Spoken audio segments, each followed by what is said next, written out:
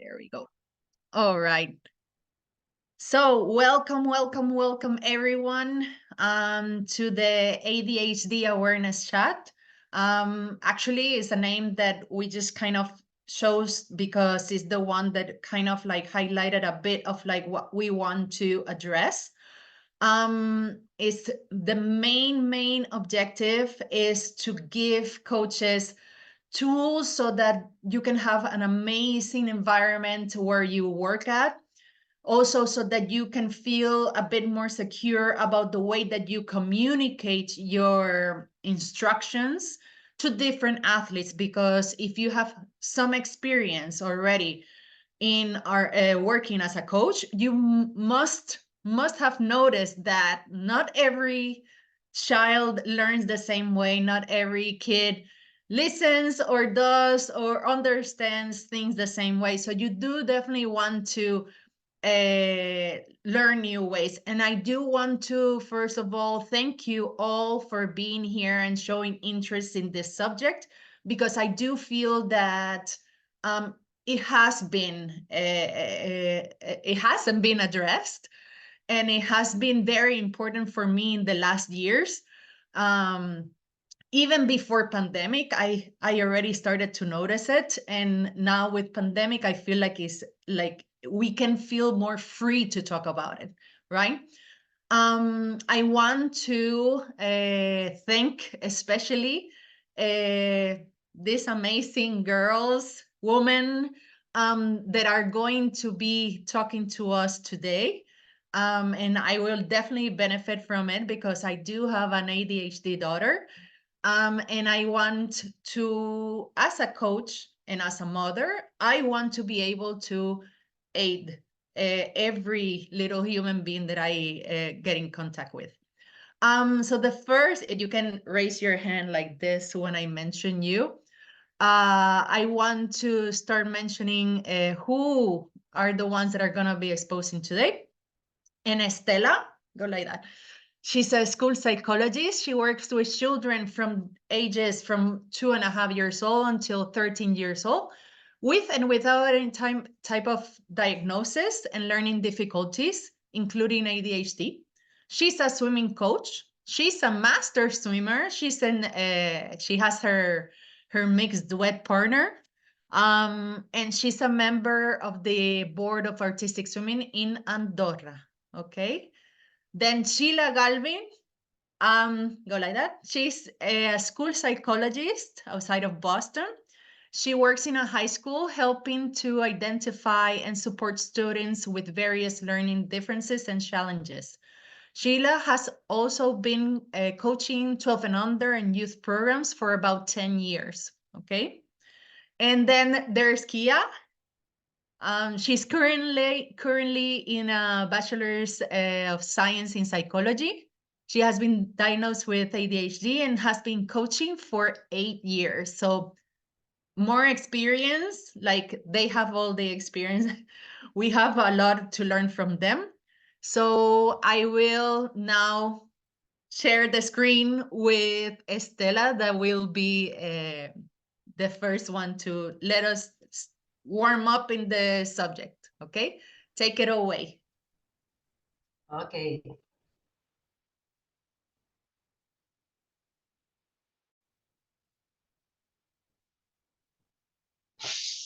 Good afternoon, everybody.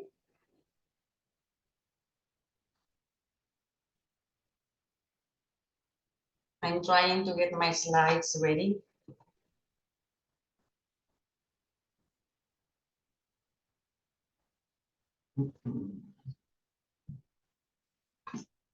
Just 1 second.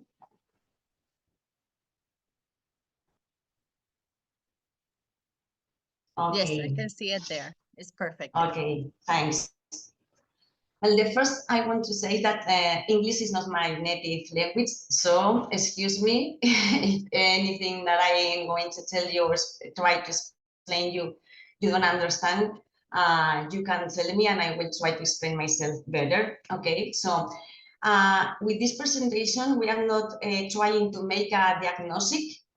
We are only trying to share some tips that we use in the swimming pools, but here we are not a psychologist. We are not trying to know if we have one of our swimmers has or not has ADHD. It's only a sensibilization of this subject, okay? So not all the children that we see with difficulty in the swimming pool have a diagnosis.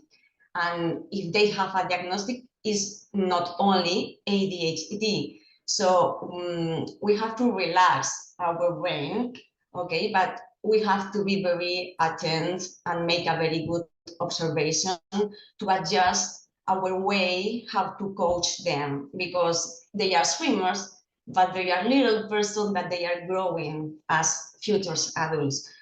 So not everybody have the opportunity to have a proper diagnosis, and we can help the family if we tell them, listen, I am seeing this, or I'm seeing another thing in the swimming pool. Why don't we talk about it? Okay. So we try to improve our skills as coaches, but we must know and we must be very realistic that we need also the help of all the families, and also a little bit of positive attitude from our swimmers. Okay, so for me it's a brave subject to speak about, because for me as a teacher is easier to speak about ADHD in academical environment, because the children have to improve their academic performance. But when we speak about sports, for many people, sport is only a recreational moment. So it's very hard for me to speak about this subject with a normal conversation. I think there is still a little taboo about it. So I'm very grateful to have the opportunity to speak about it and open a very big windows to all the people to know about it. Okay, so in my presentation, as you can see, I'm going to try to show you some of the typical symptoms that we see in the ADHD.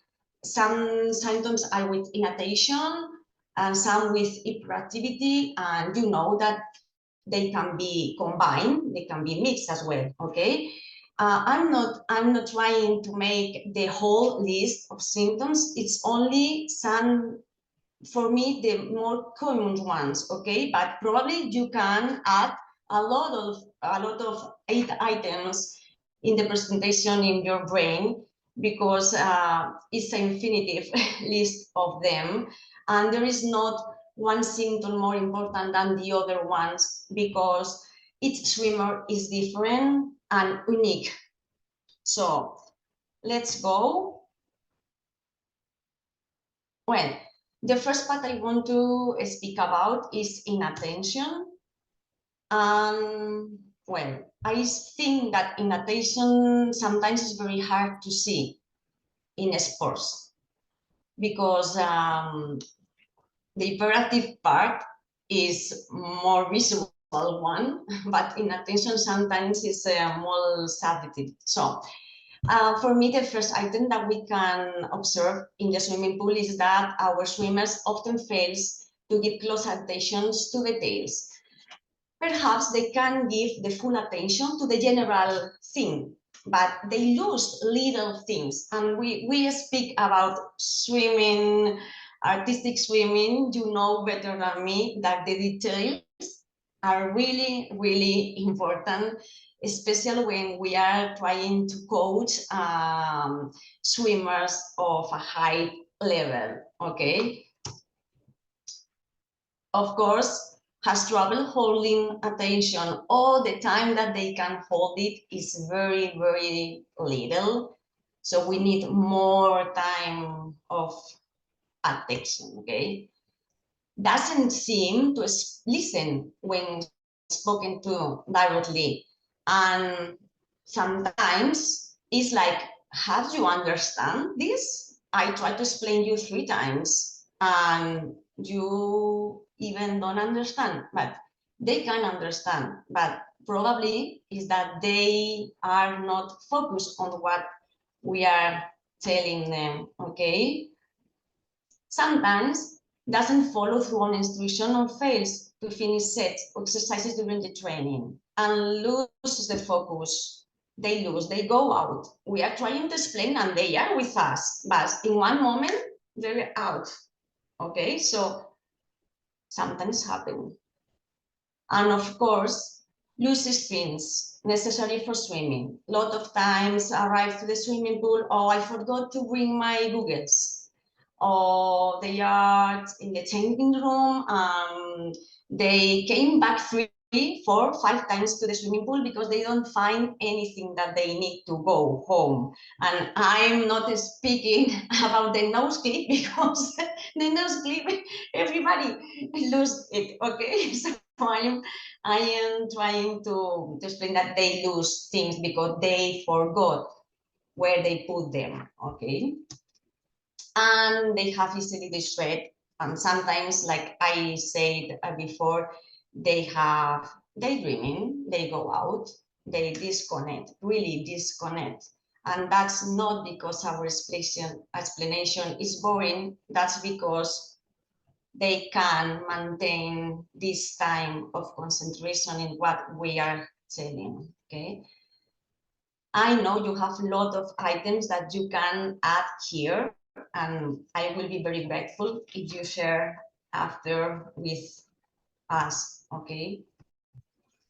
So for me, it's important that everybody has these little symptoms in our life, but it's important to difference that today is not my best day and I'm not really concentrate, and different to this really affects the functional result of how our swimmer is acting in the artistic swimmer. So for me, it's important to do this difference. Not is everybody has days with best concentration, with worse concentration, but we are speaking about swimmer that normally happens these items, okay? In the hyperactive part, we can see that they fail to keep eye contact. So you try to speak them directly and they go out and begin to search, like where is everything, and not focusing on what you are taking them. So it really can bring you to a nervous status because you are trying to say, hey, look at me, I'm speaking to you, and you can even think that the swimmer have very bad manners, okay? But they don't have very bad manners. They can maintain the eye contact. I know that to keep the eye contact sometimes is really difficult because of their age, because of their mature, but we have to be with them and try to teach them little by little how to look at our eyes. Okay, we can tell, I love your eyes, let me see you them. Often unable to take part in the activities quietly. I think this is the most visual symptom, okay, because they don't stop moving and they begin to jump when you are trying to explain anything, or they are going to jump to the swimming pool and they begin to swim or move, and you say, please be quiet because I need you to be here now. And sometimes this movement also makes that the other swimmers begin to be more distracted. So I think this is the more visual one. Sometimes they go on the go, okay? Driving, but on tsunami is like really, really whirlwind. You can stop them. They are plenty of energy. And of course, often talks a lot, excessively. They don't stop talking, even inside the water, okay?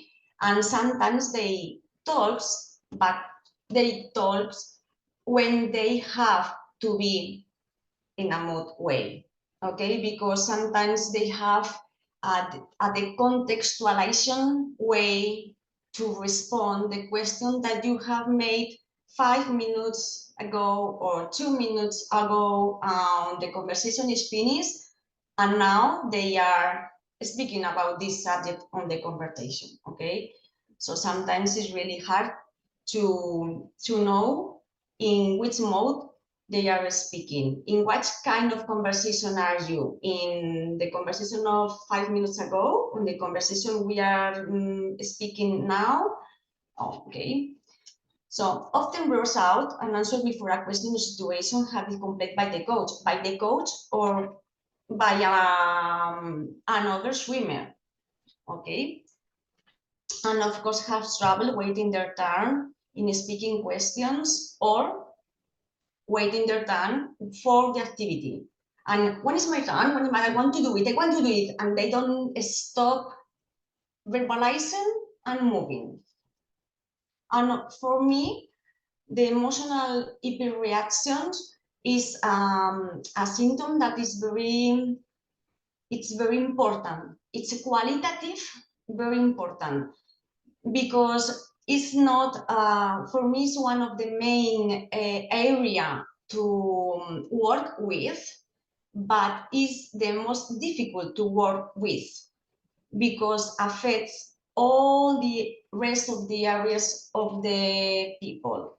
So sometimes, some years ago, emotional hyperreactions were not considered for a diagnosis, but now it's in Spain is very, very, very important when a psychologist, a clinical psychologist, made the diagnosis. So for me, it's really important to work with it.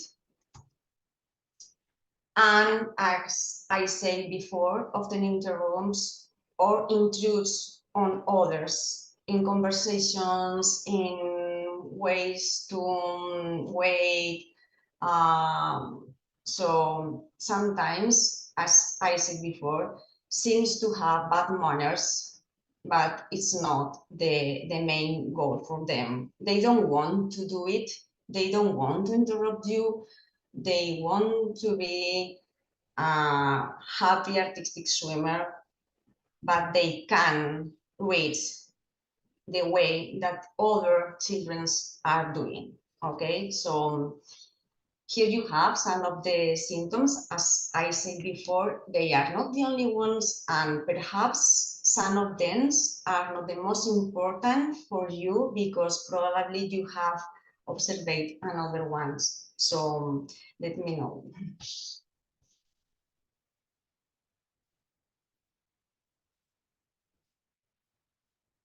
Thank you so much, Estela.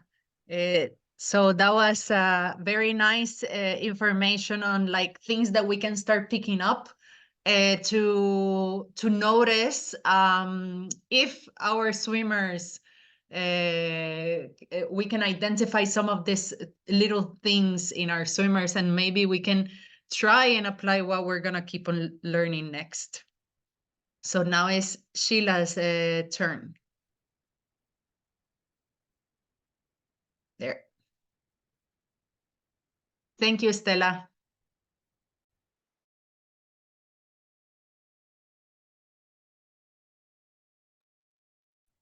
Okay. Hello, everybody. So thank you, Estela, for introducing all of that. What I'm going to talk about is a little bit more of just kind of an introduction to what's going on in brain development that's different in ADHD. And again, not so that, we can make diagnoses or, make assumptions about swimmers, but more because I think it helps us to realize that these really are differences in the way that children develop and the way that their brains are working. And while we see, some behaviors that can be challenging to work with sometimes, and we can see things that might look like a swimmer is not giving their full effort. we can really understand that, no, there's actually a difference in development going on. And again, these challenges can happen for any swimmer, any child on any given day.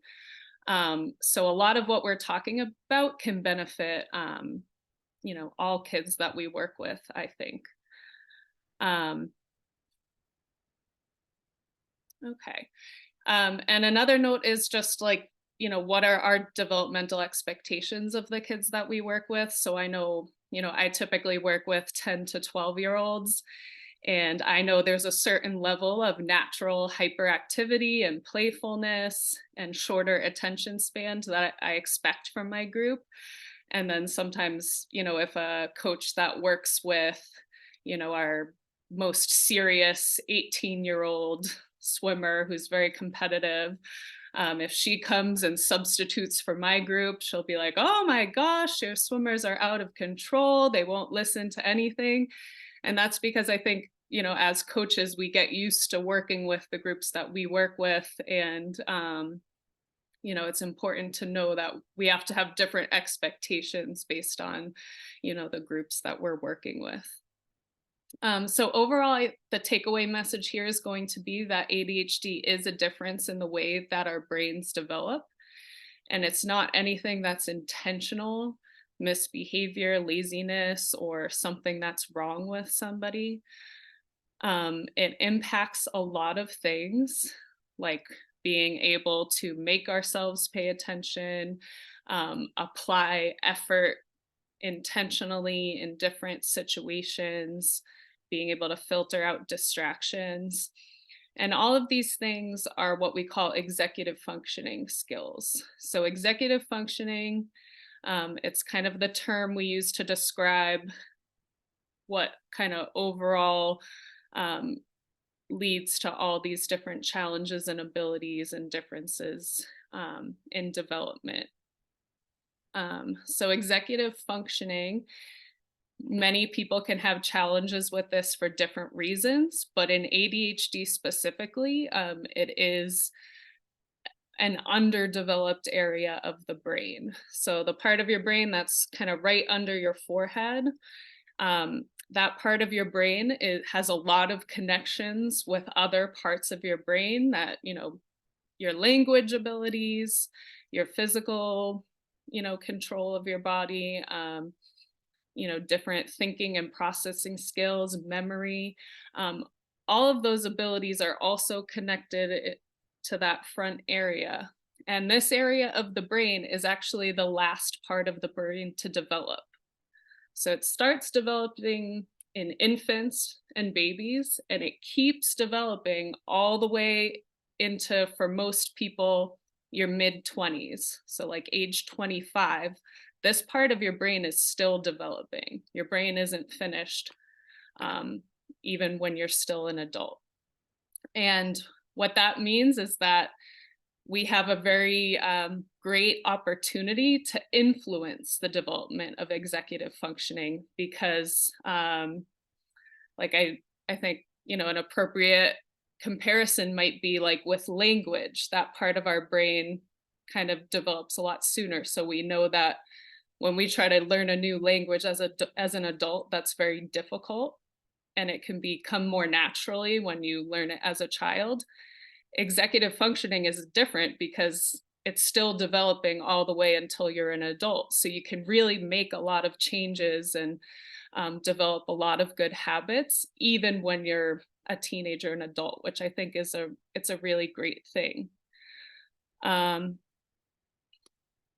So a way I like to think about executive functioning is it's like the conductor of your brain. So, you have all the other different areas of the brain, and the executive functioning has to figure out and use those parts of the brain toward a specific goal. So somebody with ADHD, they might have really strong abilities in a lot of different areas. They might be very athletic and have a really good memory and just really strong skills, but they might not be able to direct themselves to use those skills in all situations.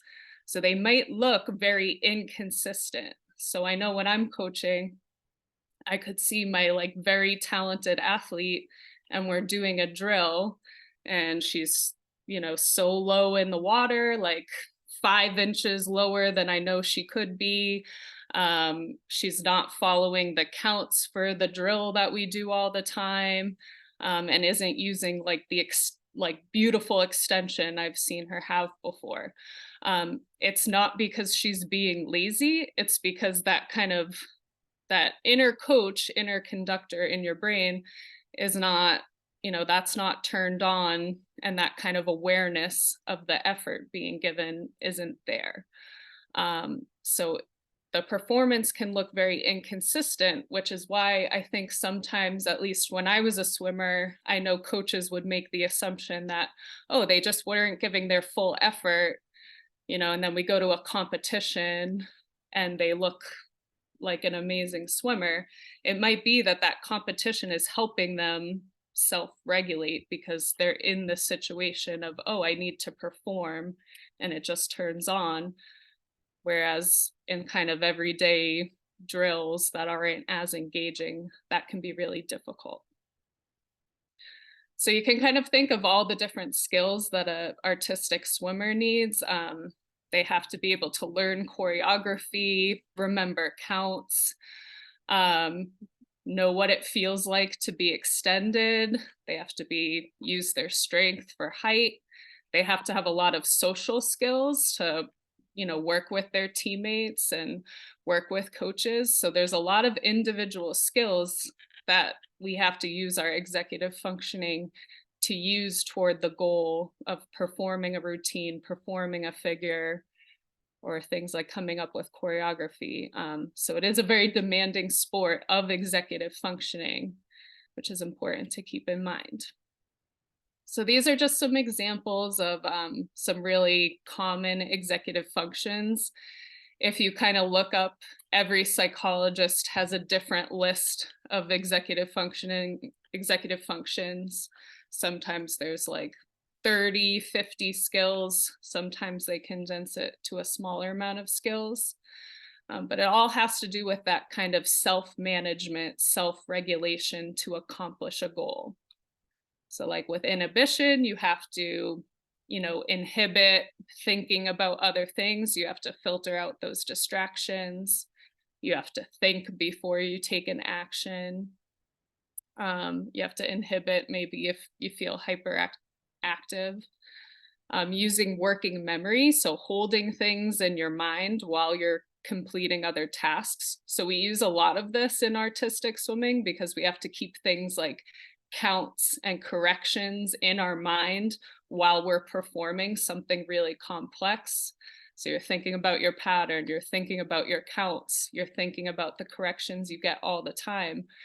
And if you don't have that inner voice reminding you of these things, it's very easy to kind of let go and not have that consistent performance. I think a big one for artistic swimming is also goal-directed persistence. I know at least for me, right now our season started like 2 months ago and we don't have a competition until February. So it's hard to keep up the motivation for, okay, we have to keep working towards this goal and keep making progress and manage our time, especially for our younger swimmers. So we're having to come up with things to keep our swimmers engaged and working towards their goals at our everyday practices. Other things that I think are helpful to understand about brain development in ADHD is that the kind of pathways that help us for self-control and being motivated are really impacted.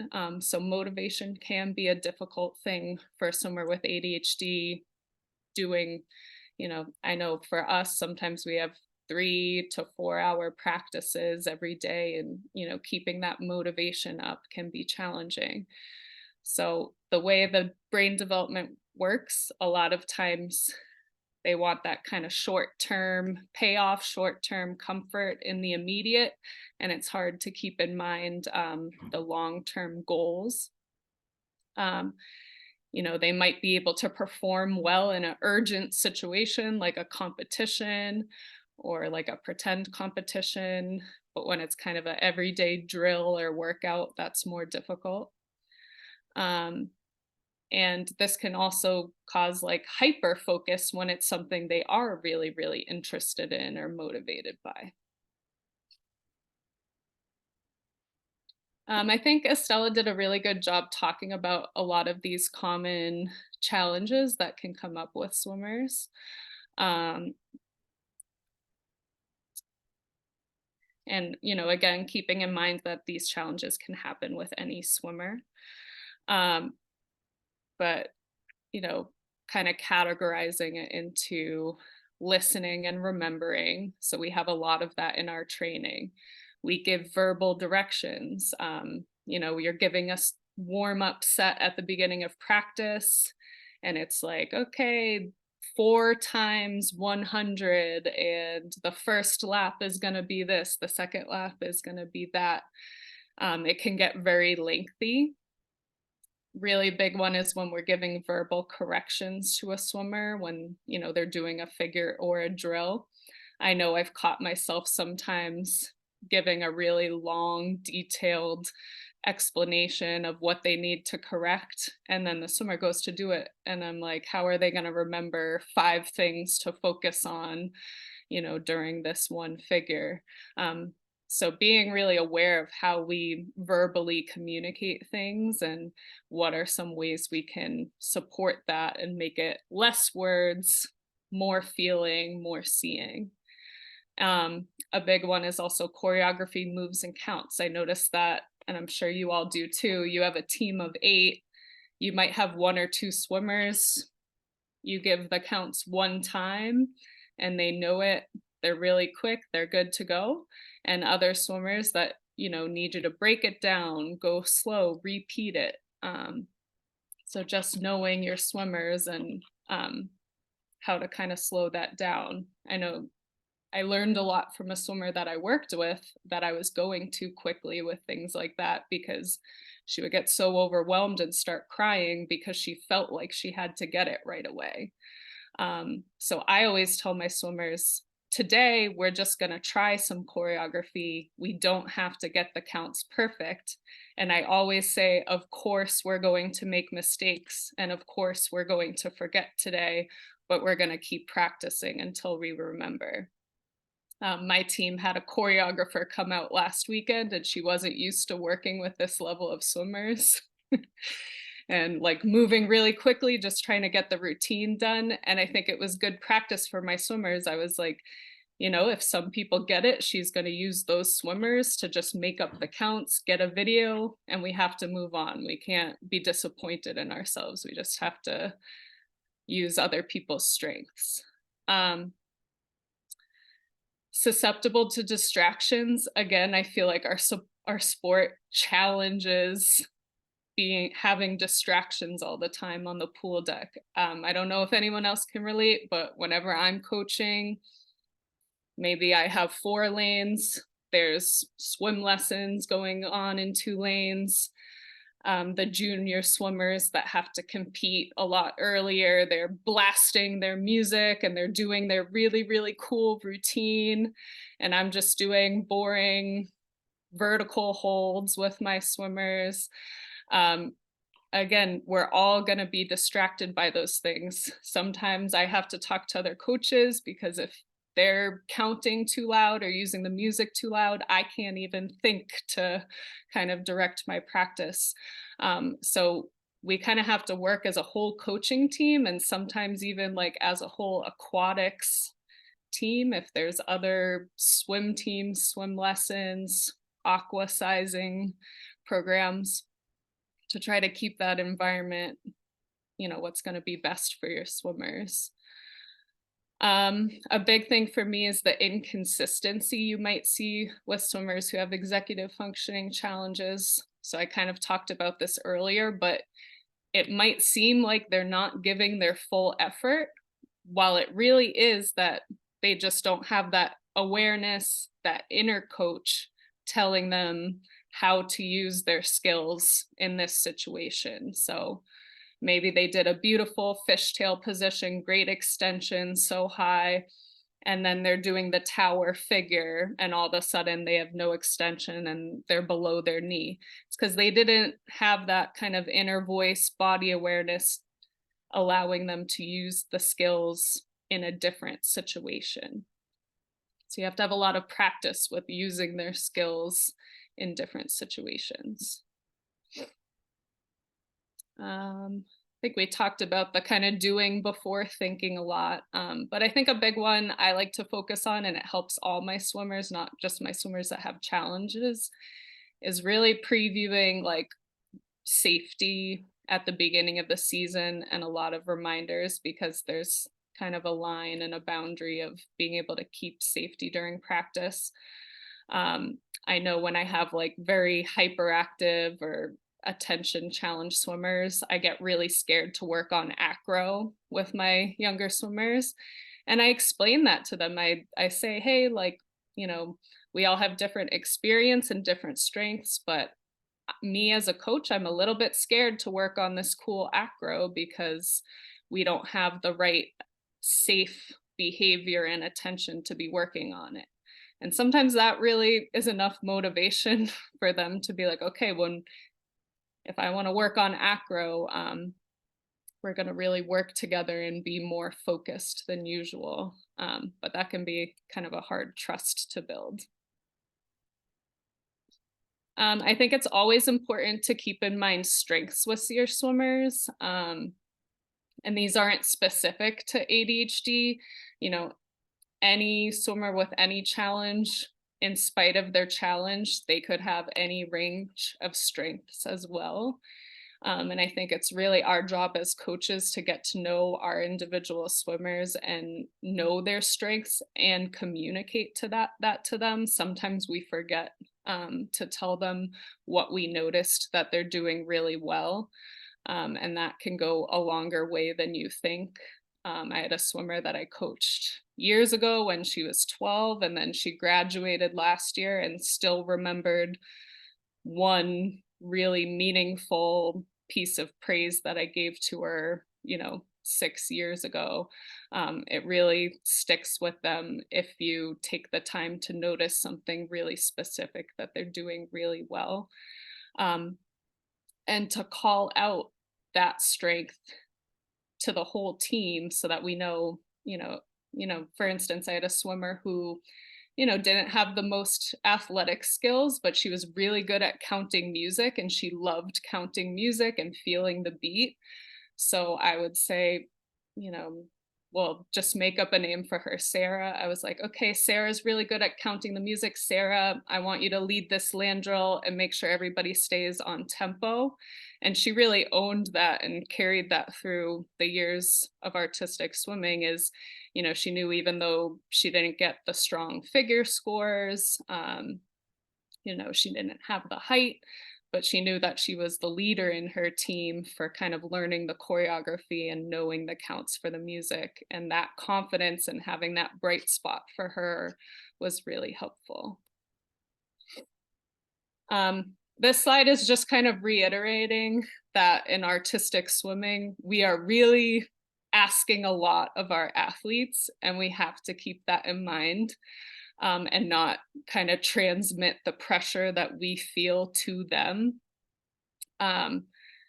So just an example of all the thought bubbles you might have in one hybrid, especially if a swimmer hasn't gotten the skill of having those thoughts during the routine.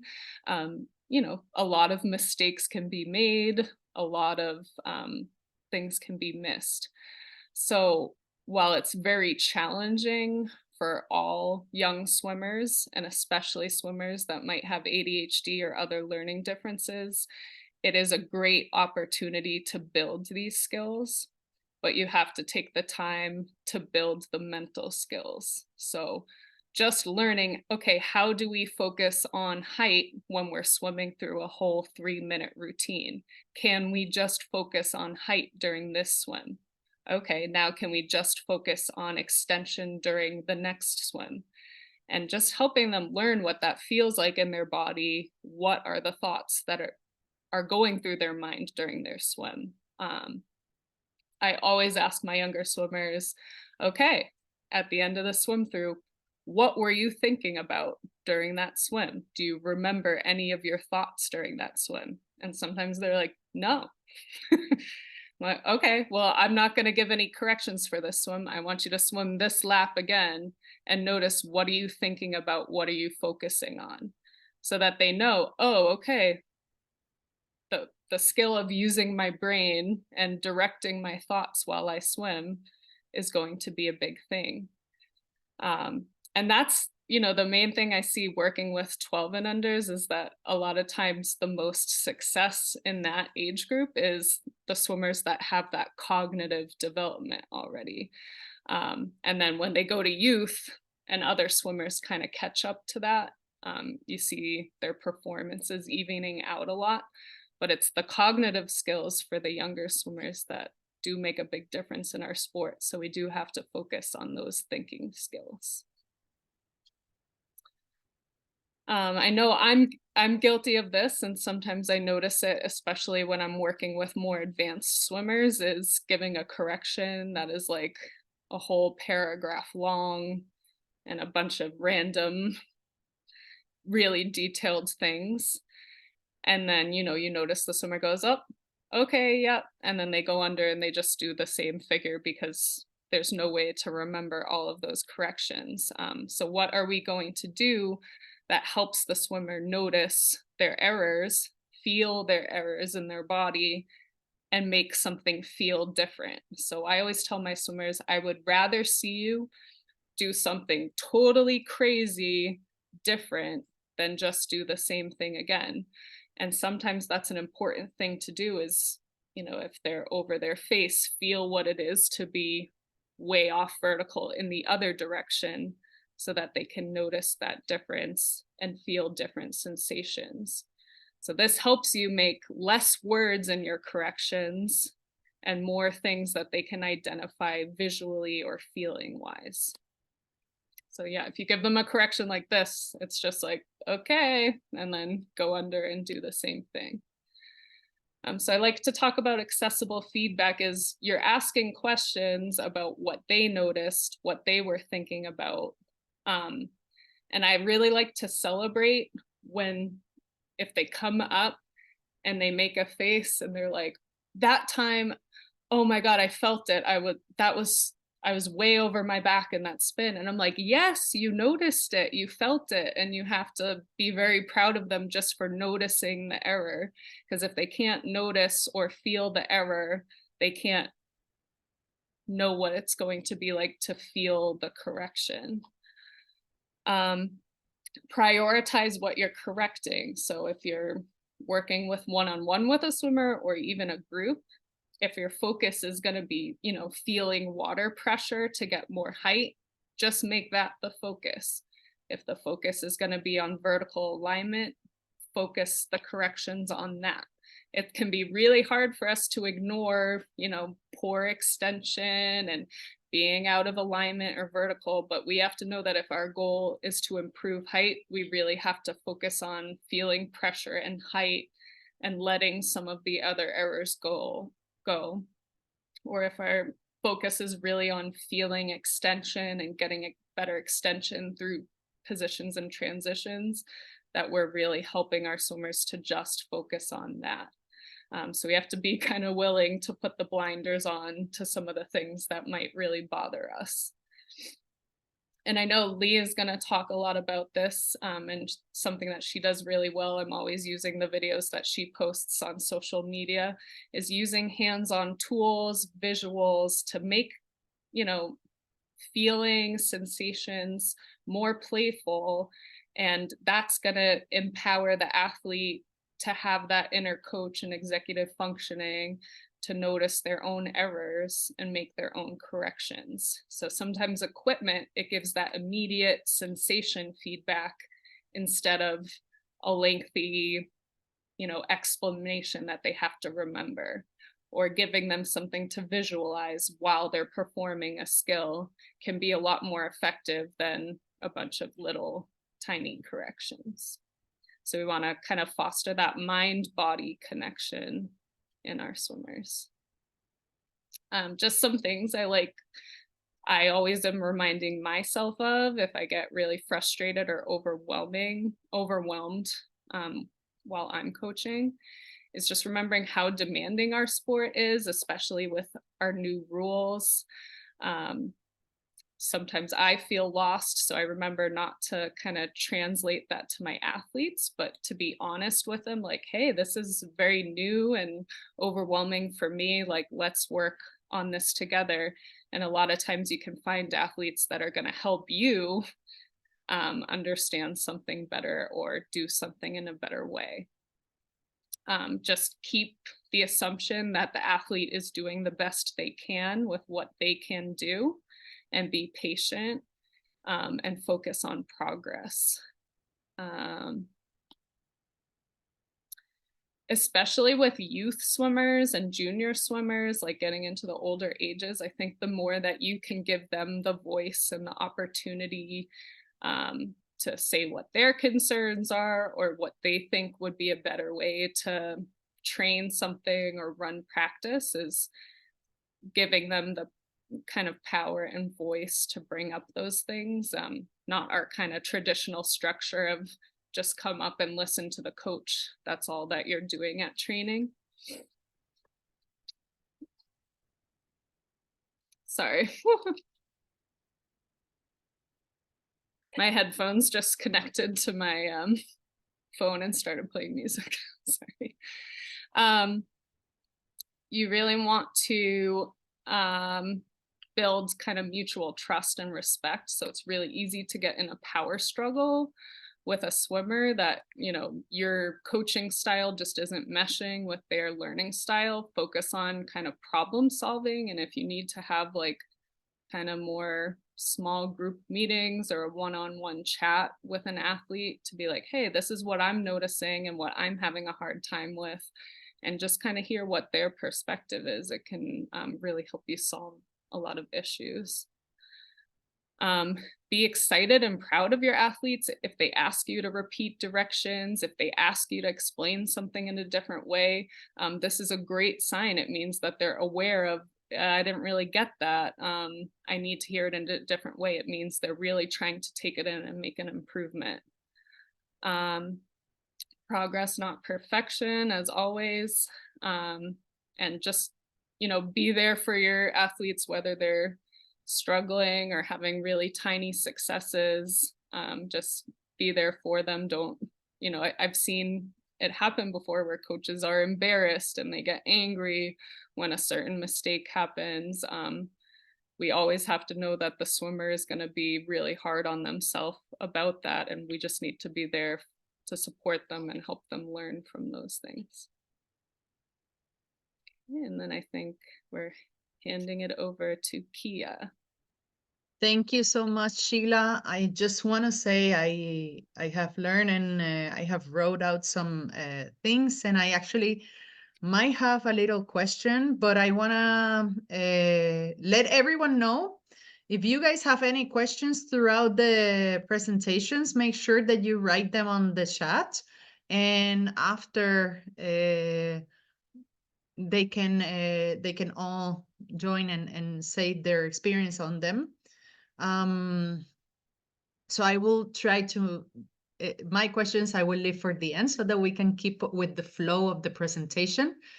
But thank you so much for that. Take it away, Kia. Thank you. Hello. So I'm talking a little bit about strategies and tools for the pool in different ways that you can try and adapt and rethink about practices. But first off, I want to talk about some key terms that I use specifically. I say reward a lot, like do something, give them a reward.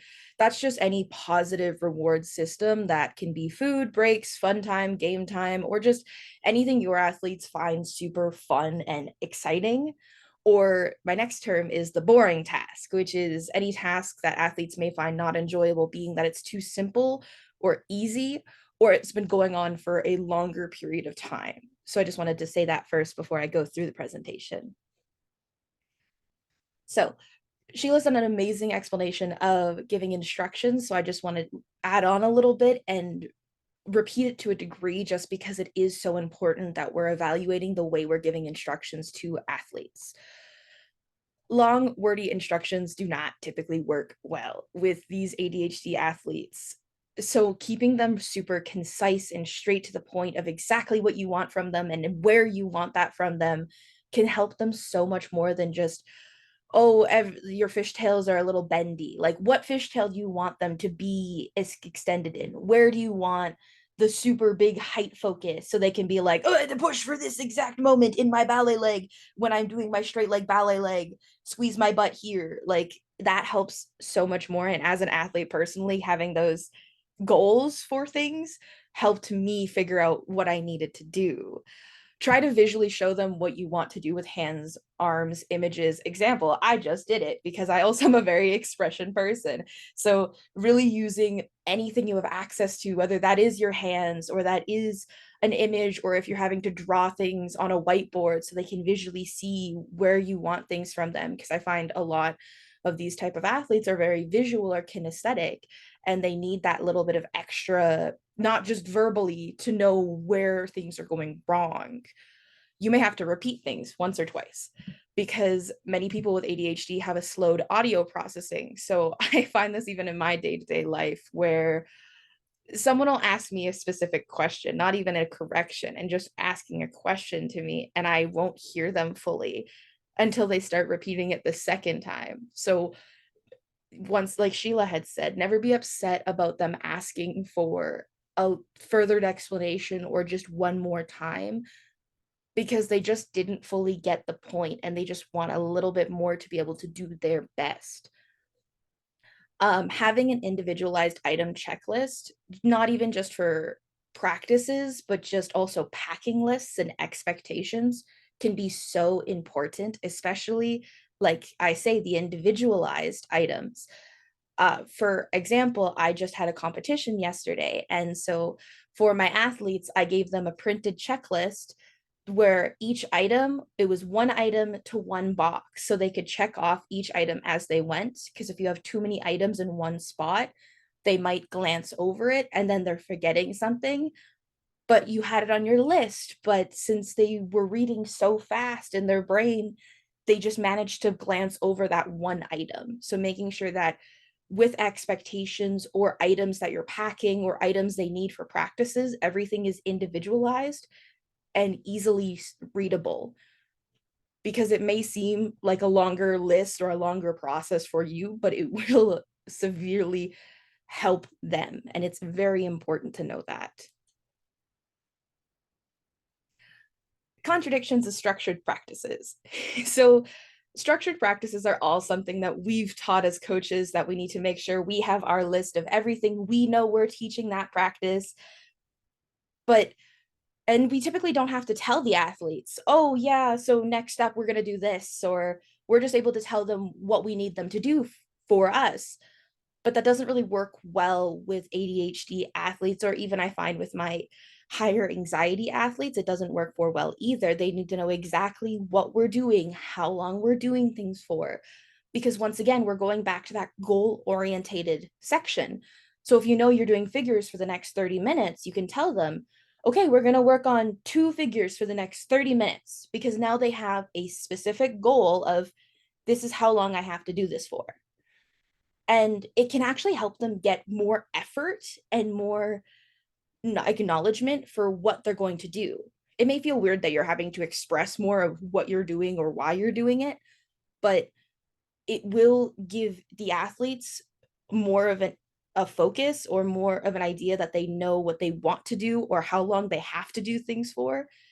So then it's over with, which that sounds a little funny, but it's true, because as someone with ADHD, I look a lot towards the things that I'm going to be happy with or I'm going to be excited with. So the figures, which are super long and super boring, I know I only have to work on it for 30 minutes and I can do it for 30 minutes and then be done.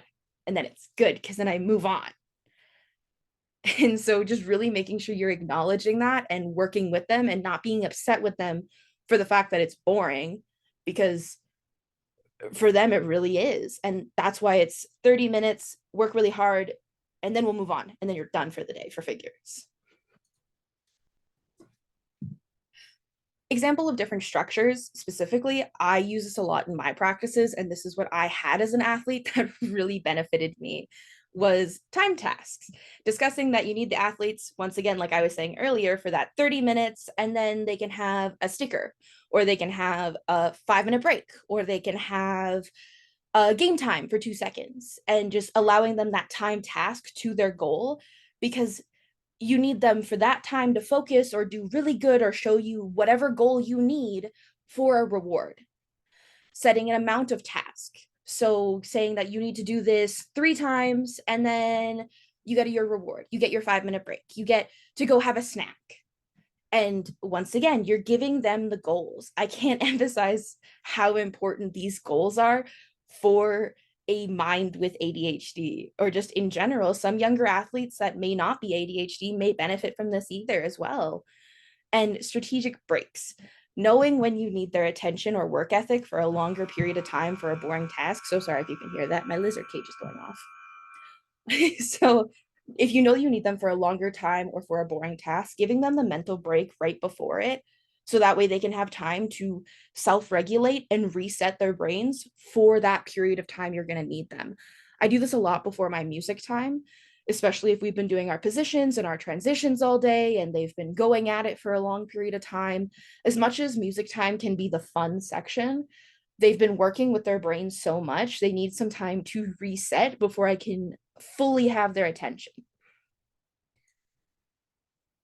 So why so many breaks? Because I feel like at this point, you've heard me say the term breaks and 5-minute breaks so many times. And because ADHD athletes work on what gives them happiness and joy. So by fueling your athletes with positive rewards and multiple 5-minute breaks, you'll get more effort out of them than if you have a long practice with no end goals and no breaks. I know this because I've seen this before where I didn't even follow my own advice once with my one team.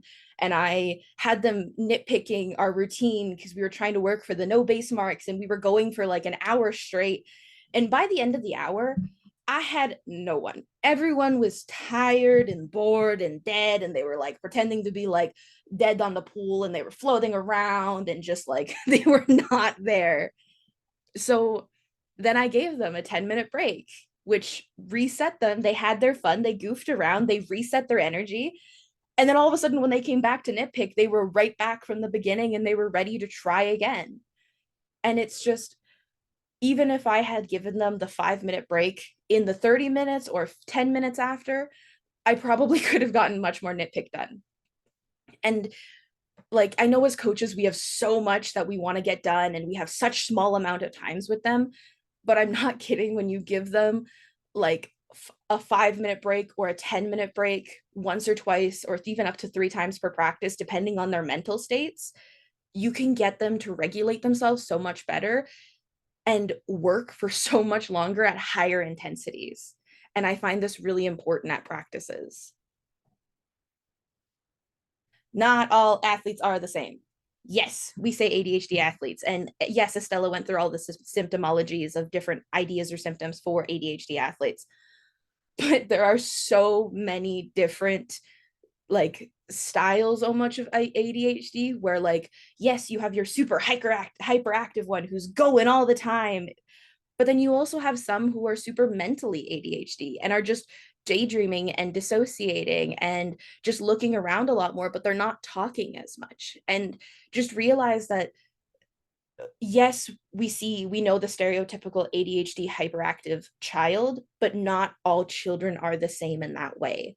And we need to be able to be more open to that and more open to, yes, you may have a quiet child that doesn't seem like they're ADHD or not paying attention or things like that, but they might just be in their own world half the time, and that's why they're not listening, even though they're staring you right in the eyes when you give your instructions, but they're not improving ever. Because in all reality, they are going so fast in their brain, they are so distracted. So just really remembering they are not all the same, and that is hard. So once again, Sheila had kind of gone over this, but our frustration is not our athletes' fault. When getting frustrated as coaches, because we all get frustrated with athletes, there are times where a practice seems like utter chaos and we are overwhelmed and overstimulated or embarrassed or just annoyed with our athletes, but that is us. We need to take those step backs and remember that these are athletes who want to be here because they love the sport and they love their friends and they love the water, and they do not have the choice when they get distracted. A lot of times it's just because the pool environment is so loud, and as long as the athletes are safe and having fun, in the end, that is all that should matter to us as coaches. So if our athletes are having a really, really distractible day, sometimes we got to take the breath back and maybe play with them a little bit more, give them those, maybe try and find a way to reevaluate the drills we're doing, play a game that still trains them. Like at our club, we have rock, paper, scissor laps, which typically is a really good, like short action, really fast paced game where athletes have to swim to the middle and then play rock, paper, scissors, and whoever wins gets to keep swimming at a high intensity. And that may be a game that we like to play, but it's also teaching them their speed, and they're trying to swim as fast as they can to the other side so they can touch the wall and their team can win. And that's still work. As much as it may not seem like it, it still is. And so we have to learn how to reevaluate that. Nice. Now it's Leilani's turn. Yes, thank you so much. We have been getting some comments also on the structure part, where Sheila Craxton says, same for higher level athletes. They need to know the plan, how long the race is, if they're going to give maximal effort, right? So it does apply. I do like that part that where you said it, where you talk about I don't know how to say the word, individualization, individualized feature. So we will talk a little bit more about this in a little bit. Okay. I'm so sorry. I had it here. I think it's this. Yes, it's this, and I hit this, right? Let me know if you can see it, please. My part is pretty short, straight to the point, and yes, you have seen some of the things that I have been working on in the past. I have learned so much from you guys, and I might have some questions after. But yes, my part is more on that specific part, on the practical part. Once you put it into place, and kind of I was guessing as to what was it related to ADHD, but I knew in some sense with the experience that I have had with some athletes, and the experience that I have with my daughter, what is it that is so important for athletes to kind of like focus on? Like, if I want them to focus on some specific thing, like just kind of like giving that one objective, I need to create a plan to make sure that their attention goes to that specific thing. So I have put myself in that situation many times before to make sure that my exercises can address what I am searching for. So for example, I'm kind of talking about owning that responsibility as a coach to make sure that, yes, I do have goals. This is my training, is my own goals, but how can I translate that to my athletes, right? So creating exercises that can help any swimmer focus on their progress, right? Like creating that specific, right? So what are some ways? Well, explaining with visuals on land. Don't try to do everything in the water, because once you're in the water, it's kind of like everything floats away, their attention, their everything. Like the water is harder for them to focus, especially if you're trying to teach them new choreo, new technique. Don't do it in the water. Make sure that you do everything on land. I like doing a lot of visuals. I like using boards, whiteboards. I like using videos. I like kind of drilling the exercise out, especially if it's a figure. I could actually make a workout around a specific exercise. So for example, if I want them to do an amazing pike, I will definitely hold them in a pike, just okay. And then in that position, while they're holding, I will be talking. Instead of like taking the time, I might take like 30 seconds or a minute, but just me talking throughout, then I take the attention of the exercise, of how difficult this exercise is, to focus on like what they should be thinking of. Okay, so make sure that in this position, your stomach needs to be tight. You feel the tension or the pressure on your shoulders, and like the alignment. Like I talk about all of the things that they can be thinking of, and then they get distracted out of the effort. So it makes it a little bit easier.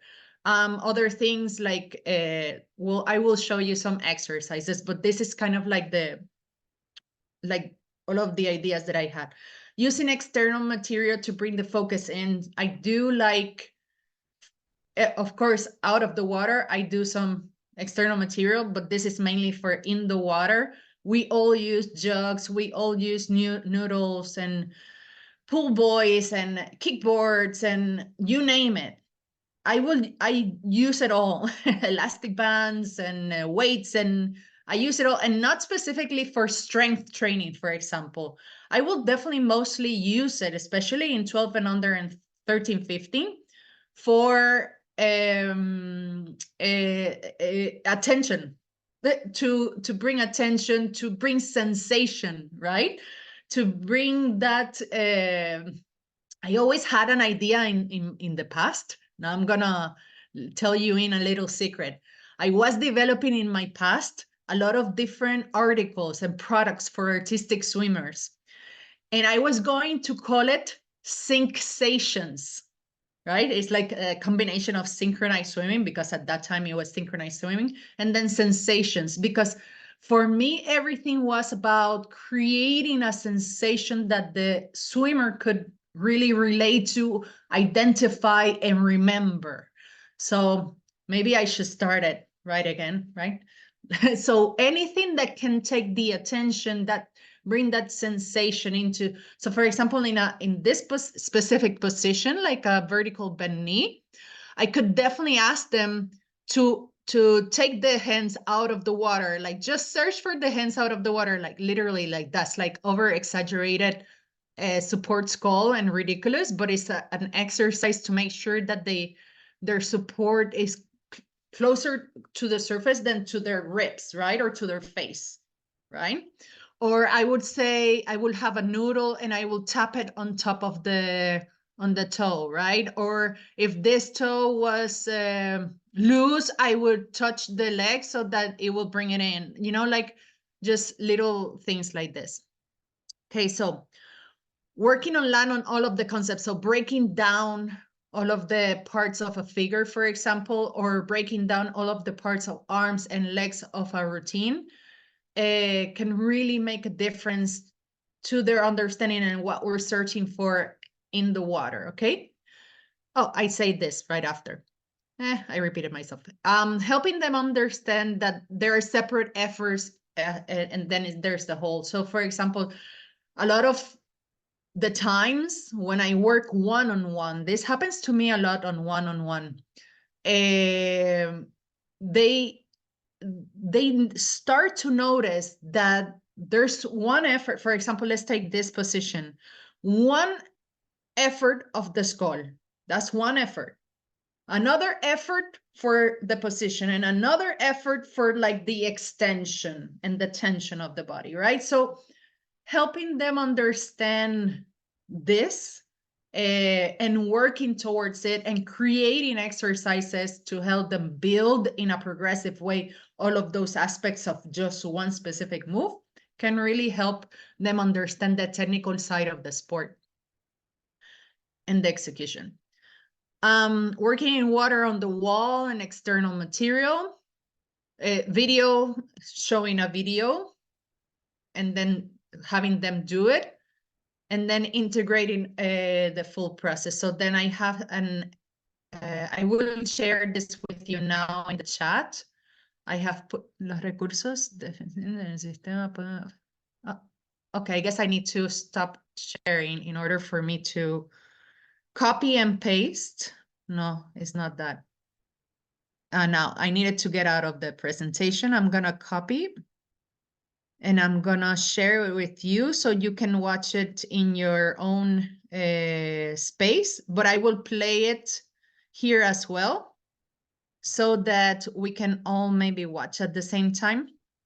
And it's just some examples, right? Just some examples of like things that have worked for me in the past, like teaching with elastic bands and making sure that the hands are facing the floor, teaching the egg beater, the moves. If they don't work straight on land, then we take it back to the arms to just create that coordination.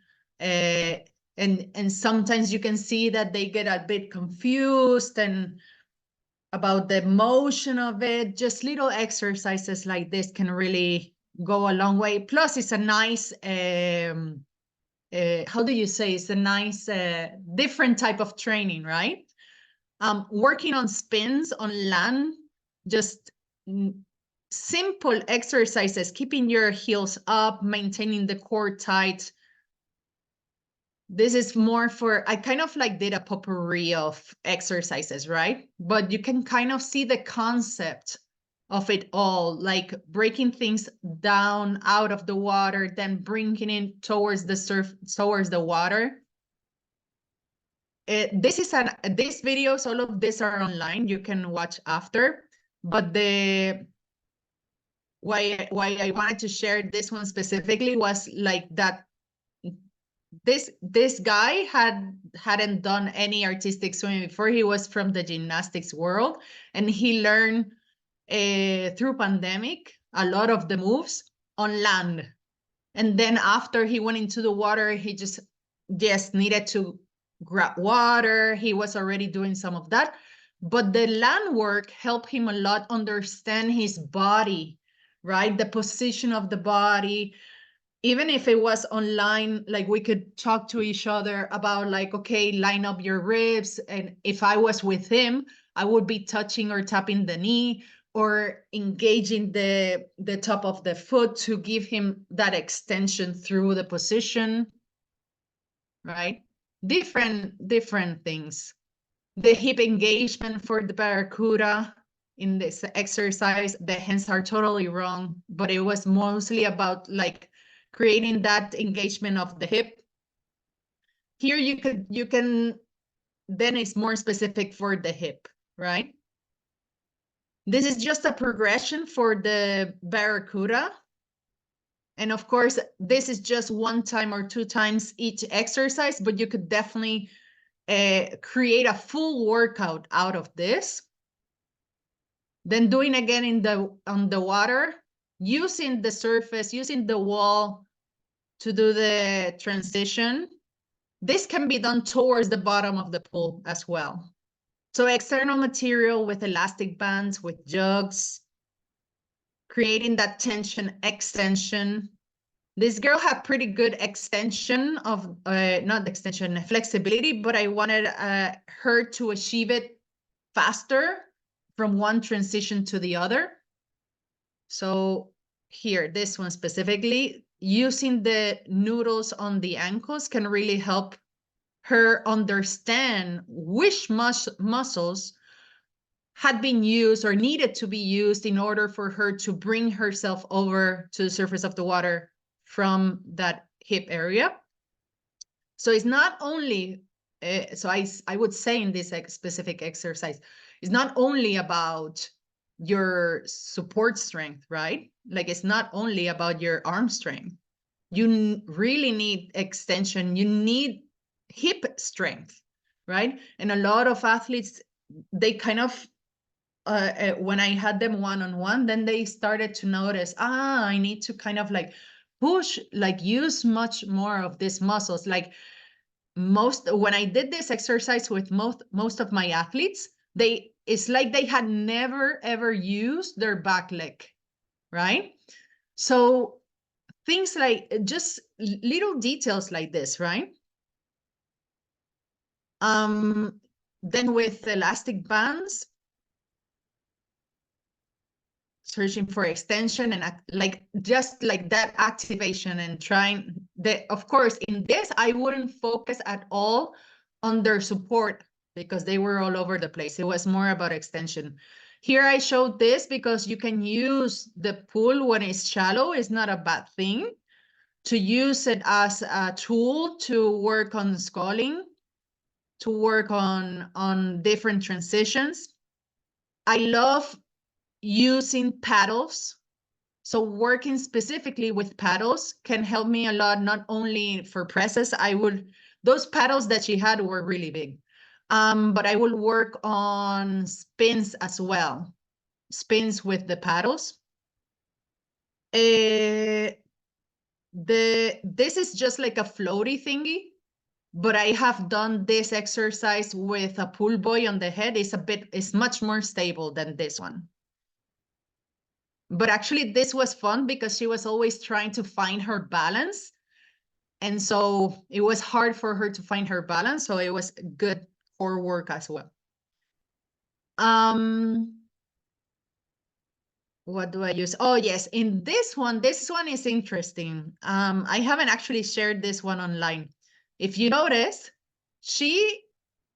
if you can see and notice, she's very twisted in her spin. I will try to make sure that you can kind of see that she's overspinning with her legs.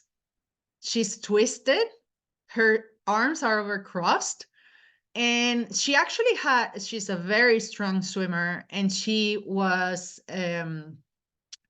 just a very powerful swimmer, right? So I really wanted to help her fix her line because you could see a bit in her top part. So I learned in Canada actually to use like a broomstick as an aligner. It was like the most uncomfortable trainings in my life, but they worked. And I used to have it. I remember that I used to have it from the top of my head all the way to my leg. So in between my bum, right? It was very uncomfortable, but it was very helpful. So I was like, okay, let's try this with her. And from the beginning, she told me that she felt it, right? It's very uncomfortable. She felt it all the way through. This actually was a shorter one because if not, she would be hitting it all the time with her upper arm. And so in the first, you won't see it. Maybe you didn't see it in the first part, but she was twisted because she was feeling it. And then this is the second time. And she goes a little bit slower, but she is much more aligned. So it kind of did work. So at least to bring feedback into that, it helped her, right? Her hand is a bit more controlled. Her hands are a little bit closer to her vertical line. And of course, if that doesn't work, this can be a better tool in the beginning. So it's to like hold that vertical up and try to keep the vertical line in the spin, right? So like just very simple tools, but just kind of like keep spinning, but just in one straight line. There's more. I didn't cut that out.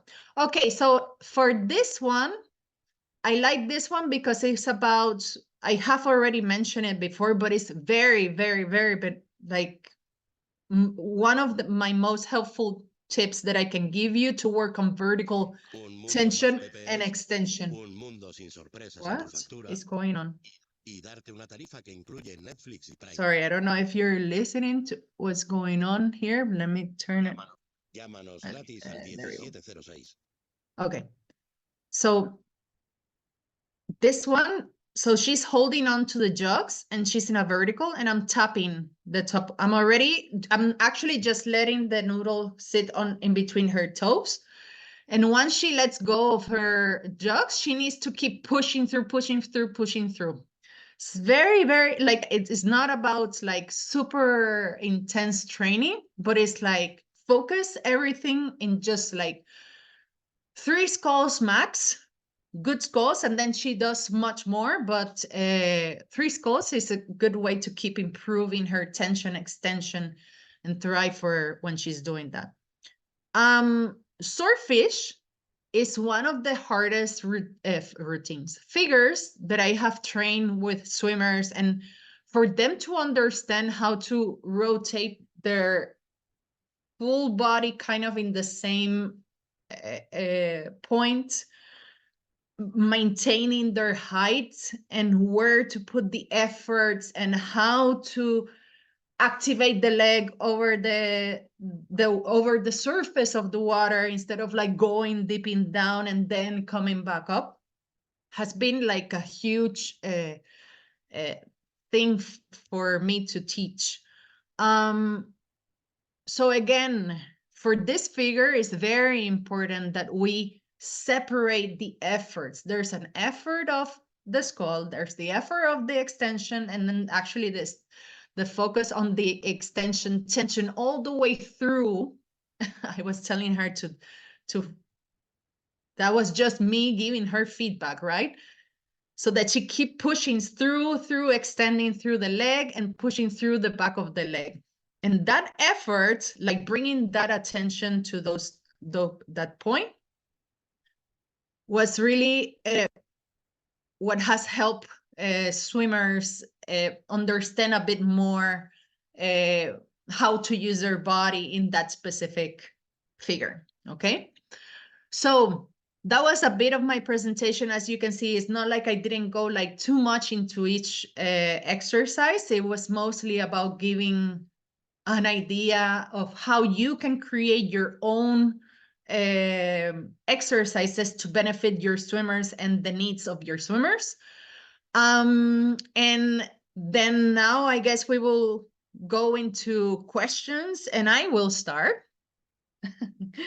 So I have question for Sheila. Have you seen any specific traits to work with after pandemic that you have seen like have come out like that we need to be aware of or take advantage of from your experience? I think that like the first few years, like transitioning back from being like fully quarantined to like having some practices is just like getting into the routine and habits of being at a practice. So again, like I had younger swimmers, but you know, having established bathroom breaks, so that's not like 2 or 3 swimmers asking to go take a break at different times. And then like swimmers just were not used to kind of sustaining attention in a real setting without being able to kind of like stop what you're doing and go do whatever in the house. That's kind of what I noticed, even working in a school, is that a lot of the kids during the pandemic were doing self-paced work and doing it from home. So you can go eat, go to the bathroom whenever you want, and then being back in the group setting of like being focused for a certain amount of times, only having certain times when you can take breaks, was challenging. So just kind of taking a lot of time, especially with younger swimmers, to just establish the expectations and the basic routines of practice. It's can be like really annoying and time consuming, but it pays off a lot towards the end of the season. I also had a lot of swimmers that had never been to competitions, and then all of a sudden they're 12, 13 years old and they're going to their first like national competitions, and they have no idea how to be at a competition. So I did some things to help them with that I'm continuing to do because I think it's beneficial. The few weeks before a big competition, our warm-up is our warm-up that we're going to do at the competition, so that they have it memorized. And when I'm running around the pool deck trying to like submit stuff and figure out draws, I have a few swimmers that I can rely on to get everybody in the pool, and they all know the workout that they're doing. So kind of I had to practice a lot with my younger swimmers what it's like to do a warm-up, a routine warm-up in a pool, like all the chaos, and they have to count. So I noticed that a lot of swimmers that weren't used to going to competitions, they had those kind of emotional regulation problems because of the chaos of warm-up. Like, oh my gosh, nothing was working during the warm-up. All of our lifts are gonna fail. I'm gonna bump into somebody, just craziness, all these different emotional reactions. So I started doing it like, okay, for 4 practices before a competition, no microphone, no music. We do the routine warm up as it is. And I try to get other coaches to do it at the same time with their programs. So it's a little bit chaotic. I see USA artistic swimming do this a lot, where they kind of like throw distractions into the middle of the routine. And can you keep going? Can you keep your focus? Even though like a noodle gets like thrown into your pattern, and that can be kind of fun for them too. And just kind of developing that thing. Like I kind of say it to my swimmers, like football players, they're like, oh yeah, we're tough, we're gonna get muddy, we're gonna get down in the dirt, and they take pride in that. So I try to tell my younger swimmers, like, we're artistic swimmers, like the chlorine stings our eyes and the pool is freezing and we're super tough, we can do it, so that they get kind of like proud of the things that are very like anxiety inducing during a competition. So that was the main thing, is just taking swimmers to their first competitions after like 2 or so seasons without them was a big adjustment. I love all this feedback, and I do agree with all of it. And I have never thrown things at my athletes while they were swimming. I can wait to have another team and put them in do swim throughs and start just throwing at them stuff so that they can keep their focus. I think that will be the most funnest thing for the coach. Oh my God, that would be like the best training for the coach, throwing things just for fun. I would have or another fun one that like my swimmers like it because it's so chaotic. Like we start swimming the routine from different sides of the pool. Everybody gets disoriented. Yes, it's and then like, can you think of the most chaotic thing that could happen? Well, actually, I have trained this. I have trained them do routine when I had a team, and just stop the music, and they had to keep on going. So that's something that could really do happen. And of course, if it's at the end of the routine, you need to keep going. But yeah, the other thing I wanted to add that was very beneficial, and of course for a team, it might not be doable because it might be a little bit too expensive, but for a duet, having the headset on, I do really recommend that. I have 3 of them, and for duets training with this alternate, amazing. Anyway, any questions, you guys? I see there's some comments, but I haven't really looked at. I think there was a question before, and Kia has answered. Thank you, Kia. Will you like to answer as well, Estela or Sheila? Any ideas for rewards for little swimmers? I have been thinking about I'm going to try some ideas I write to Andrea. So perhaps you can try to find any exercise that they love and use it as the reward. So don't use the exercise as a common one. So reserve it and use it as a main reward. Okay, stickers, the little ones, 4 and 5, they love the stickers. I don't know if I'm going to use the exactly word. These awards stamps of happy faces or well done or you are great or anything like this, and they stay in the water really a little time, so they need to get rewards very often, so they love it. Dance a favorite song or performance a favorite song. This helps to you to improve the coordination outside the water, like karaoke, but dancing. I don't know, some clubs have a staff pet and they love to bring them at home. So perhaps you can use it as well as a little reward. What did you say that they have? The club has what? Yeah, a staff pet. Una mascota de peluche. Yeah. Stuffed A soft pet. Sorry, toy. it's just that a toy. Yeah, yeah. Sometimes you can use, you can let them to play the role as a coach, as a reward. So now you are going to be the coach. They love it. And contrary at what we can think, the children that have more difficulties with this attention, with the attention, they love to play jokes for stimulate attention. So in the middle of the training, you can introduce this kind of jokes. For example, I have one group of 9 people at the school, and 4 of them have diagnostic ADHD. I don't know why such a big number in only a 9 grade of a class, okay? But it's the reality.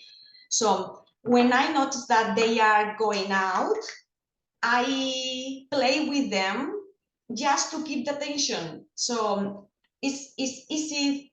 You can improve any job that you know that they love. But for example, for me, I begin to make movements and they have to make the same movements as I am doing, and different sounds, because I want them to teach how to pronounce correctly the words. Okay, but you can apply this tip to artistic swimming. Okay, so for example, I say you have to make. So now you are training some movements. They have to keep them in the memory, and it's funny for them because you can use all your body, all your movement. You can jump. You can even, I'm thinking about, you can even introduce movements of some typical movements of artistic swimming. And they really have difficulties, but they love to play jokes for stimulate their attention. So, bueno, these are some of ideas I can think now. Amazing. And I love to see your little children in Actually, I would love to see a video of you doing something and then having them do something. I would love that. Thank you, Estela. That was great. Sorry, my kids, they're just waking up because it's early in the morning. They have to go to school. Like, I'm already in the future. Yes, What's lovely. Like, we're almost done, eh? So it says here, 5-minute break. Can I also play a game? I'm afraid if I do that, I won't get them back training afterwards. Kia did answer. Anyone Can I word wants it again? Yeah. Yeah. Okay, Go so ahead. like I just want to make sure, like, for everyone to know this. I know that can be a huge stress, is getting your athletes back to focus, especially when you're playing those games.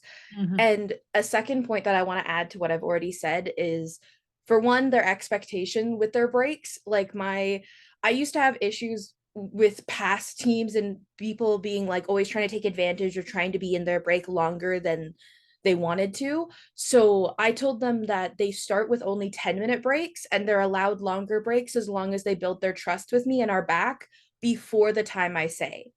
And it was great because I would have my little athletes running to me, or my older, because I work with youth right now, I have my youth athletes running back to me the minute before, so that way they aren't late, and then they all were ready with their caps and goggles on.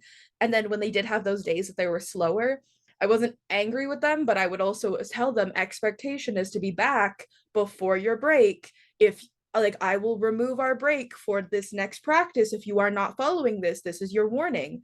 And I give them those warnings, and the warning helped because all of a sudden the next time they have break, they were back into it. So with those breaks, always expressing the expectation that these are a reward, but the rewards can be taken away, because with that little bit of the it can be taken away, half the time they immediately fix it. They're like, no, I want my breaks. I appreciate my breaks. So always being really clear with expectation that they're breaks, they're rewards, but rewards can be taken away if you're not listening.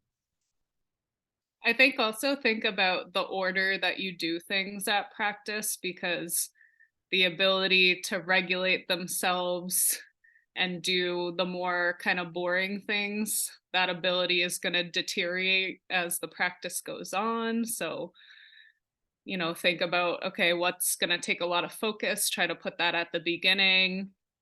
And especially for younger swimmers, like, don't spend more than, you know, like 15 minutes on a certain activity or focus, and spread it out with kind of more interesting things. A big thing that a lot of my swimmers love to do is like getting to work on their jumps or dives in as a quick break. Like if they go, I give everybody a bathroom break, and as they're coming back in, they can practice kind of doing their dives in over the noodle and stuff like that. Just the stuff that they're always begging me to do. I try to remember what they beg me to do. I'm like, okay, I can use that to my advantage. Exactly. Exactly. Well, you guys, this has been amazing. Thank you, thank you, thank you so much, Sheila, Kia, Estela. Thank you for your time. Thank you for your expertise. Thank you for your feedback. I really, really appreciate it. I hope that everyone takes advantage of this. I know you will. We get to see trainings in a different way. We need to think of different things. Sheila, also, I was thinking when you were talking about that, logically wise and physically wise and endurance wise, it's always better to do the boring stuff or like technical stuff in the beginning of training, because it's just more logical. They are less tired, so they can perform better. So of course, I will definitely, yeah, suggest some of that as well. Oh, a question. Who has some fun water games? I already have many, but I'm always open to more. Fun games. Water games. Actually, water polo is a very easy one. And I had in the summer one of those blow up little, I used to take it in the summer. It's like more of a summer thing, because it was easy for me to, it was like a blown up kind of with the goalies and a little very small ball. And it was just easy for me to stuff it in a bag and then take it with me where I went. So that's one. Games. One that my swimmers really like is seaweed. So we play that in the deep end.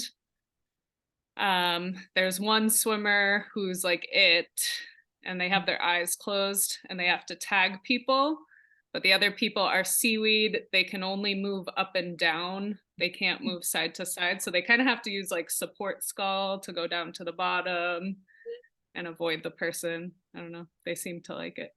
That's good. Estela. Mine's love a joke that it's called in Spain el pañuelo. but I don't know how The to say napkin? it in Like English. the napkin, And how did you play Yeah, it? but doing egg beat. Okay. So how do you play it?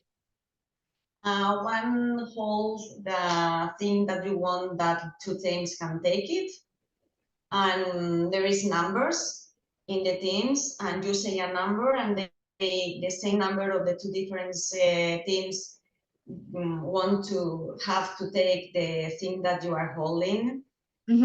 But you can tell them how to move. They can swim, butterfly, crawl, or they can do egg beat and Egg move. beater, They ballet can, leg, a yeah, crane, side yeah. crane. Yeah, let So your they are brain. practicing, but they are making a competition, and it's funny because all the team are keeping the go, go, go. Awesome. Kia, you had one. The rock, paper, scissors game. So we do this with our 25-meter long wise. So you have two teams on each side. You say it's one athlete at a time, ready, set, go. And they have to go to the middle, meet together, and they play rock, paper, scissors. Whoever wins, they get to continue swimming because each team's goal is to make it to the other side of the pool. I have it that they have to make it to the other tee, and they have once they've made it to the tees on the edge or just a certain distance close enough to the wall, they have one last match, and if they win that match, they win, because otherwise you never touch the wall. The game could go for 30 minutes. It's a wild game, but they get so they love that game. They love that. Yes. Yes, I have seen a team done it, 12 and under. All right, good job, you guys. Well done. Thank you. I applaud you all. Thank you so much for coming. If you have any questions, make sure you follow this amazing woman on Instagram. And if you have any direct questions, just go ahead and write them a DM or write it to me, the question, and I can pass it on to them. I hope you liked it. And yes, thank you everyone for coming. Have a Merry, Merry Christmas. Thank you. Take Thank care. you for organizing it. Thank you, everybody. Bye. Thank you. Well, you three, you stay. Thank you, everyone. I will be closing the chat now. Thank you. Thank you. Thank you, everyone.